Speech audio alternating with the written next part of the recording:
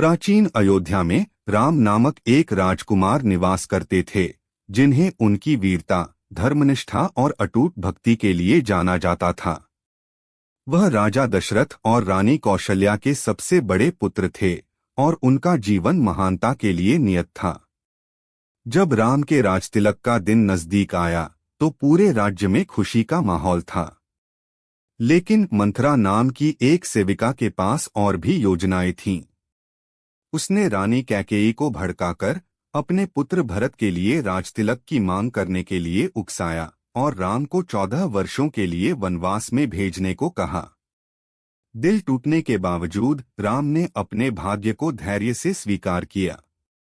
उन्होंने अपने परिवार को आश्वस्त किया, मैं मजबूत होकर लौटूंगा और अपने पिता के वचन का पालन करना मेरा धर्म है। उनकी प्रिय पत्नी सीता और वफादार भाई लक्ष्मण उनके साथ चलने पर अड़े। तीनों ने वन की ओर यात्रा शुरू की। वन में उन्होंने अनेक ऋषियों और दिव्य बीइंग्स का सामना किया। राम की वर्चूज और वीरता ने कई मित्रों को आकर्षित किया, जिनमें शक्तिशाली वानर राजा सुग्रीव और उनके भक्त हनुमान शामिल थे। जैसे जैसे उन्होंने कठिनाइयों का सामना किया, उनका बंधन और भी गहरा होता गया। एक दिन रावण, एक दानव राजा, सीता की सुंदरता से मोहित होकर उन्हें अपहरण कर लिया और लंका ले गया।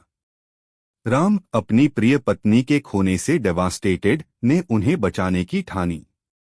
उन्होंने वानरों और भालुओं की एक सेना इकट्ठा की, जिसमें सुग्रीव और हनुमान ने उनकी वफादारी की कसम खाई। राम और रावण के बीच महाकाय युद्ध शुरू हुआ। राम की धनुष बाण कौशल चमक उठी जब उन्होंने रावण की शक्तिशाली सेनाओं का सामना किया। अडिग संकल्प के साथ उन्होंने धर्म की सच्चाई को दर्शाया। एक महत्वपूर्ण मुठभेड़ में राम ने रावण का सामना किया, जिसकी 10 सिर उसकी अपार शक्ति का प्रतीक थे। ऋषि विश्वामित्र के दिव्य मार्गदर्शन से राम ने एक शक्तिशाली बाण चलाया जो रावण के हृदय को भेद दिया। दानव राजा धराशायी हो गया और शांति स्थापित हो गई। राम ने सीता को बचाया और अग्नि परीक्षा से उनकी पवित्रता को प्रमाणित किया, यह दर्शाते हुए कि उनका प्यार और विश्वास अटूट है।